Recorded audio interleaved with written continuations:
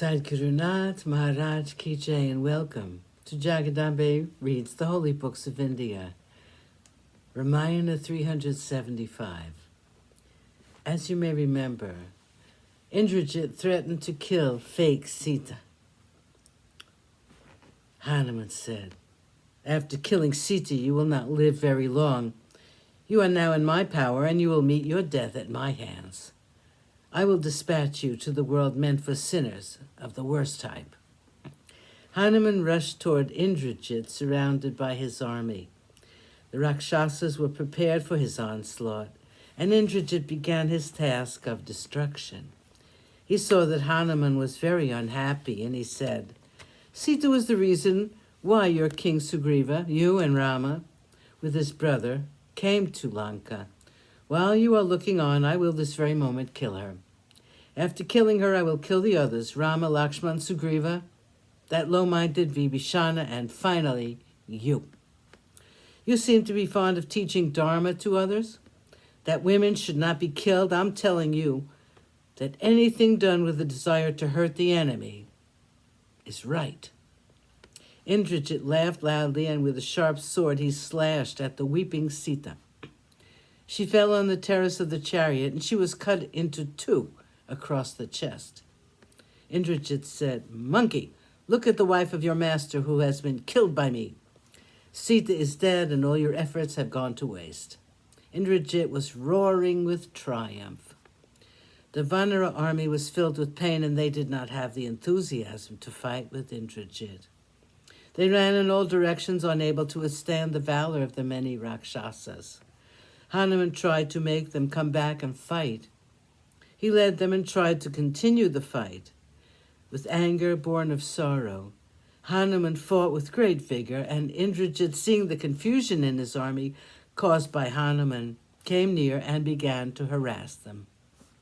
Hanuman was despondent and said, "Come, let us go back. There is no use fighting any longer.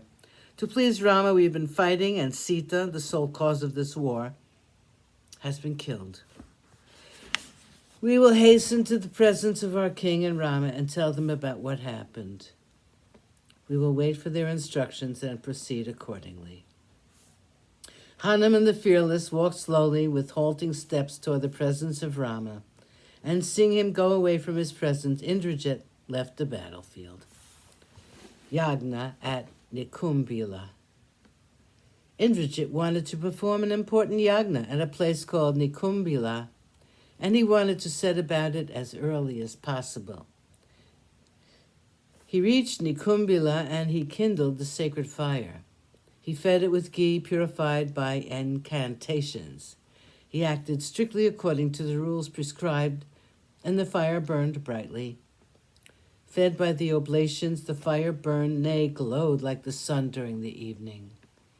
Indrajit knew the rituals well, and he fed the fire with havis, and the Rakshasas sat around him, and they watched him while he sat absorbed in the performance of the yagna. In the meantime, Rama and Lakshman heard the tumult in the field where Hanuman was fighting with Indrajit. Rama spoke to Jambavan and said, "It seems to me the Vanaras are in need of help. I suggest that you go with an army." Jambavan went fast toward the western gate where the fight was going on. He encountered Hanuman on the way and saw the grief that was writ on his face. The entire army was depressed, and there were tears in the eyes of Hanuman.